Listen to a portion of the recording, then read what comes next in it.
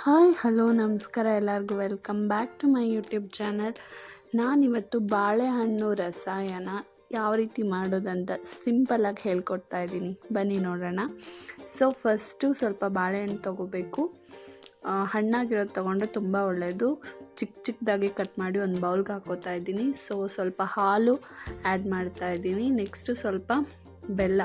ಬಾಳೆಹಣ್ಣು ಆಲ್ರೆಡಿ ಏನು ಸ್ವೀಟಾಗಿರೋದ್ರಿಂದ ಸ್ವಲ್ಪ ಬೆಲ್ಲ ಸೇರಿಸ್ಕೊಂಡ್ರೆ ಸಾಕು. ಸೊ ಅದಾದಮೇಲೆ ಸ್ವಲ್ಪ ಏಲಕ್ಕಿ ಪೌಡರ್ ಹಾಕ್ತಾಯಿದ್ದೀನಿ, ಅದನ್ನು ಚೆನ್ನಾಗಿ ಮಿಕ್ಸ್ ಮಾಡ್ಕೋತಾ ಇದ್ದೀನಿ. ನೆಕ್ಸ್ಟು ಕೊಬ್ಬರಿ ತುರಿ ಹಾಕೋತಾ ಇದ್ದೀನಿ.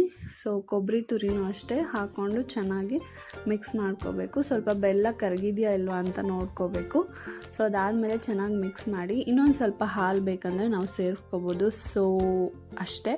ಅವಲಕ್ಕಿ ಆಪ್ಷನಲ್, ಬೇಕಾದರೆ ಹಾಕ್ಕೋಬೋದು, ಬಟ್ ಸಡನ್ನಾಗಿ ಬೇಗ ಮಾಡಬೇಕಂದ್ರೆ ಇಷ್ಟು ಈಸಿಯಾಗಿ ಮಾಡ್ಬೋದು. Thanks for watching my video.